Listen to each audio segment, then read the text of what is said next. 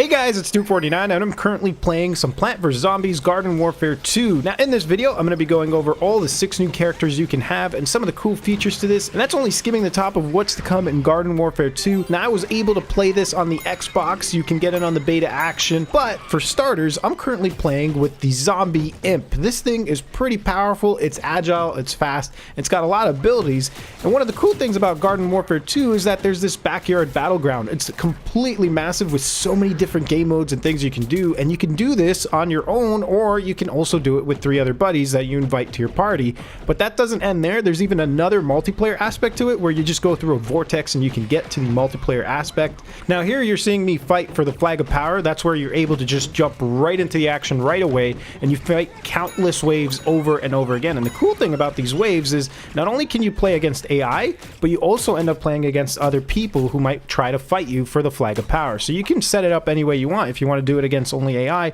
or fight multiple people, it can happen, but the longer you hold the flag of power, the tougher the enemy becomes. Now I also want to mention that the flag of power gives extra XP and a lot of coins, so that's going to help you be able to open your card pack so you can get new skins and new abilities to your character. Now this zombie imp isn't just an imp. He can call in a Z-Mech POW, which has some really powerful attacks. It's got missiles that it can launch at people. It even has a powerful gun to fire with, and it's got a cool eject button where, even though you can see on the bottom the timer runs low, but you can even eject this anytime you want and it will cause the suit to blow up. So if you get in the heat of damage, you can always just eject out and let it blow up, killing enemies around, and you can move on out. You can see me now activating these pots on the side, which help me be able to hold on to the flag of power longer, and with the help of my teammates we can maintain that flag. Now I will mention there is one character that can pretty much solo hold the flag of power for ages, and I'm going to be showing that at the end of this video. But the next character to show is the nemesis of the Zombie Imp. Now Citron's our next character to look at, and this guy's on the plant side and he's an orange, so of course he can roll around like a ball and go really quick to getting to the objective that he needs to get to.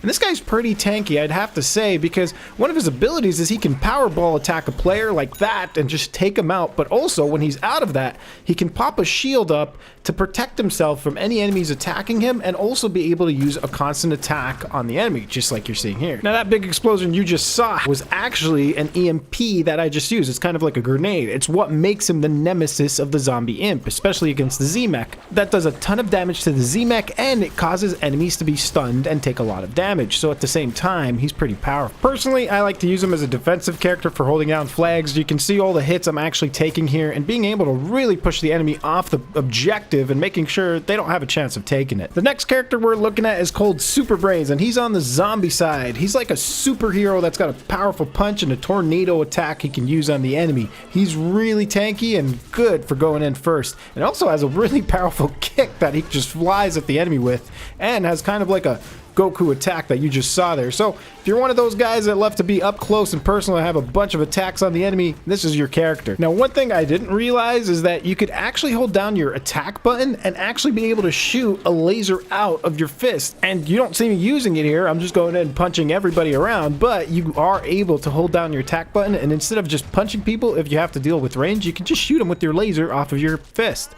So he's a really powerful superhero, and he's pretty good for pushing up to the objective. Our next character to look at is Curly Corn. He's obviously on the plants, and he's the character I just got killed by. One of his attacks is literally that attack, where he's able to fly up high, go across from one point to another, and shoot his really fast attack at anything underneath. But you can also use a rocket attack, which is your right button, which is what I'm doing there. That allows you to deal a lot of damage on the enemy and be able to hurt them. But you can also drop what looks like this butter thing down on the ground, and it actually calls in an artillery strike from above, as you're seeing here, and it just totally wrecks anybody in position. This guy's like one of those troops you see going around shooting everything in his way, being able to just take anything he needs to out. Captain Deadbeard's our next character to look at. He's a crusty zombie, and he's got some pretty cool skins like any other character, but this guy's the sniper class. Now he's got this artillery kind of thing where he can put down, and it's just a cannon, and he can shoot at people at really long ranges, even close range, and it does a lot of damage for holding them off. One of the coolest abilities he has is this barrel he can hide in that you can detonate at any time you like, but of course there's a timer to it, and it's like a shield kind of thing, so it can take a lot of damage. You can sneak up to the enemy and just blow it up and wreck them on close range.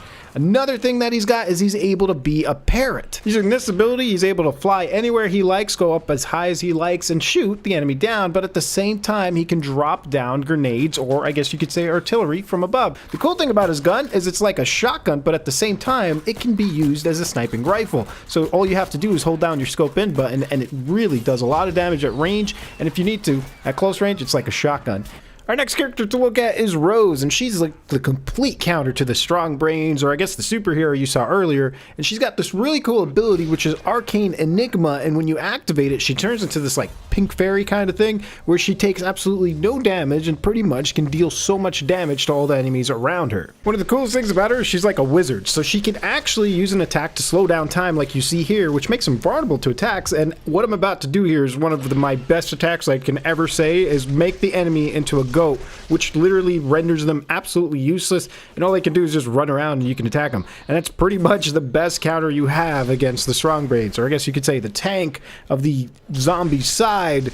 And you can really see how much damage she deals when she goes into arcade. So that pretty much sums it up for all the new characters you can get in Garden Warfare 2, but that doesn't even touch the different new game modes that they have and how much fun you can have, even just in Backyard Battleground. Now, as I mentioned, for the Flag of Power, by far, the Sunflower is the best character to use. I mean, look at me taking all these damages, and I'm just able to maintain. You can heal yourself like crazy, you can get flower pots to heal you, and on top of that, the 4 flower pots around the Flag of Power, you can just make into healing pots or even defending pots, so you can constantly maintain and hold this flag on your own and take as much damage as possible and seriously be a tank at it. Well, that sums it up. If you guys enjoyed this video, please do leave a like down below and let me know what you guys thought of this video and what you think of this game and what you're excited to see in the future, but I will catch you guys later.